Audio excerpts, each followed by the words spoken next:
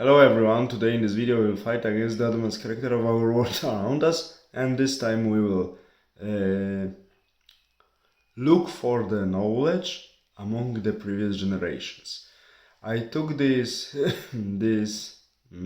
quotation or this sentence from the clay tablets from ancient Sumer, which are older than 4,000 years, and on one of these clay tablets the writer, scribe from the ancient Sumer, was yelling at his lazy son that he should learn about the past events, he should know the history to, as he said, as I said before, seek the knowledge among past generations, among previous generations, one can also translate it, because the knowledge is in the past.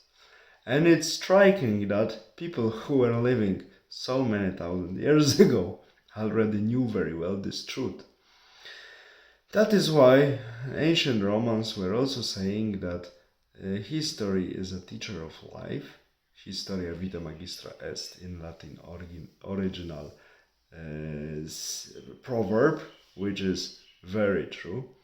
And this is true because, as Thomas Hobbes, 17th century political thinker from England, claimed after Thucydides, Greek historian from the 5th century BC, human nature doesn't change. Human instincts, behavior, preferences, dreams, wishes are all the same, only a little bit technology, a little bit surroundings, and a little bit our items of daily use, so one can say, joking, our toys change.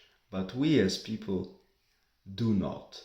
And this is true. That's why learning from history, we can learn also about a lot about us, and we can use this knowledge to achieve our goals and also to make our life better. That's why the writer, the clerk from the ancient Sumeria was right, yelling at his lazy son who didn't want to study, that he should have studied and look for the knowledge among previous generations. Why do I say that looking for the knowledge among previous generations or past generations is important? Because we should remember that during so-called Cold War, so 1945 briefly to 1991, many protests against atomic energy took place in Western world, especially in Western Europe, Western Germany, France, England, Benelux, Italy. Many protesters were protesting against nuclear energy, nuclear weapons. They were really trying to scare populations with the possible calamity that can be caused by the accidents in nuclear power plants and so on and so on. Thousands of people very often were gathering on the streets to protest against the nuclear energy and nuclear weapon. And recently it was revealed that these protests were largely organized by people who got money from KGB, from Moscow, because it was in the interest of Russia to disarm the nuclear arsenal of the Western powers and dismantle as many as possible nuclear power plants and stop building new ones, because then Western powers, especially in Europe, became more and more dependent on Russian on Russian resources like oil, which is used to produce fossil fuels.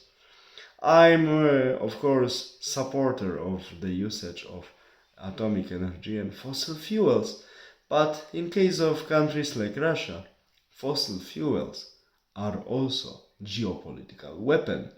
And now we see how Russia is using this weapon, weakening and making troubles to Western powers like Germany, which are largely, about 50%, dependent on natural resources from Russia.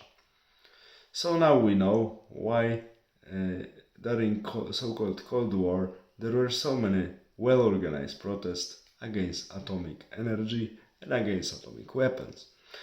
Now we have a lot of protest against also uh, against fossil fuels and other traditional energy sources, also against atomic energy still.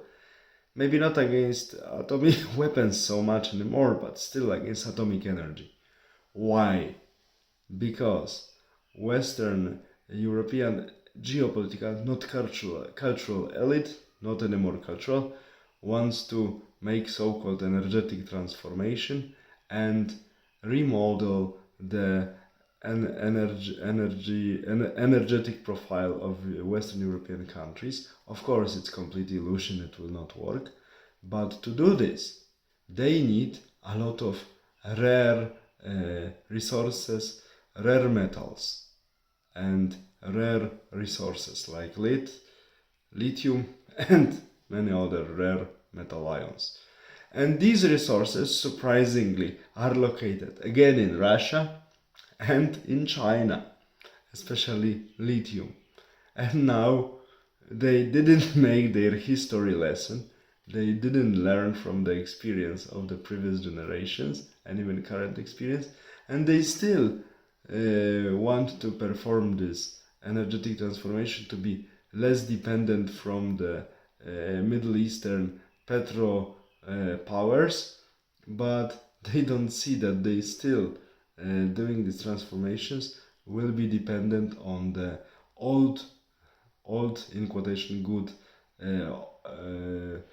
opponents like Russia and China, because of the rare metals that are located, that the blends of these rare metals that are needed to this electric energetic transformations are located somehow in these two countries. And of course, all of this green ideological madhouse, this so-called transformation, recently it was revealed in some American local newspapers that this idea, people who protest for this energetic transformation and also for killing European agriculture, are financed from Moscow and Peking/Beijing.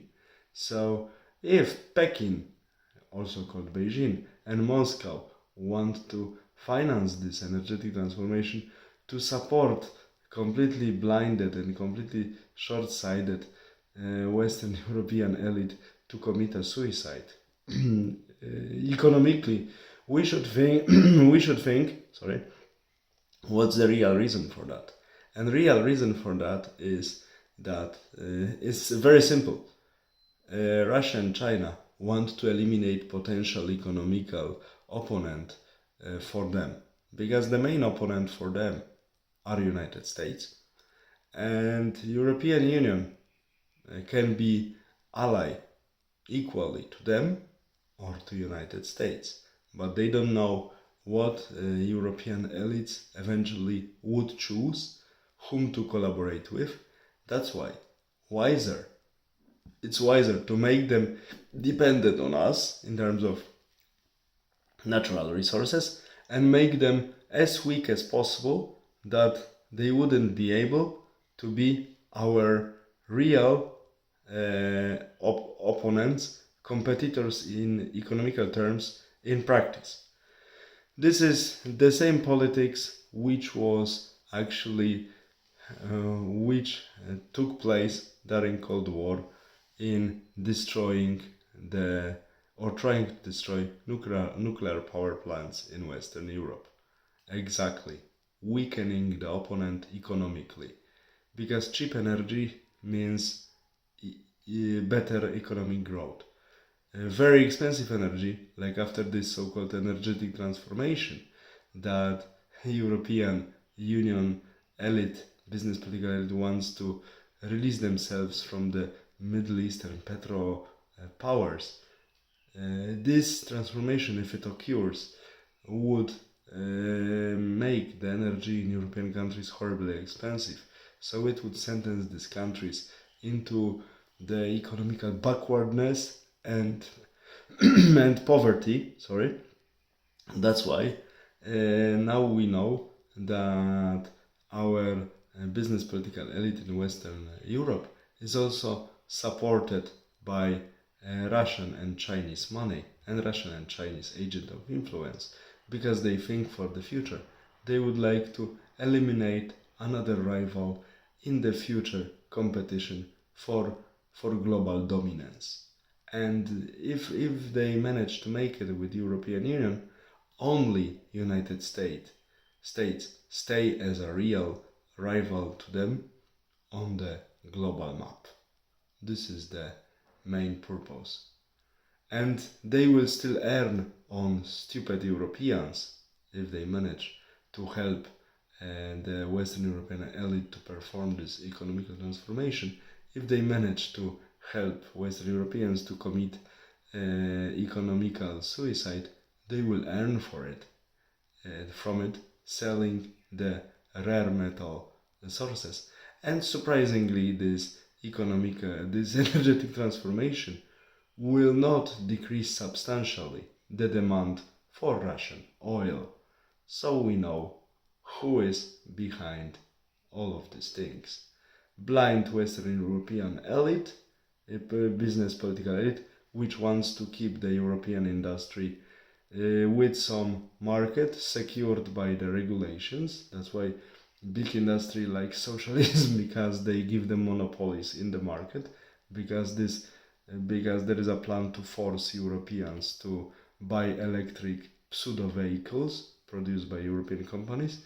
And to do this, of course, this Western European business political elite it's so short-sighted that they are able to make themselves dependent on the Russian and Chinese resources again, and blindly, even worse than it was in the past. We will see how it will end up, but we Europeans should really protest against this green agenda, because it will lead us to poverty and famine. Take care, have a nice day, bye.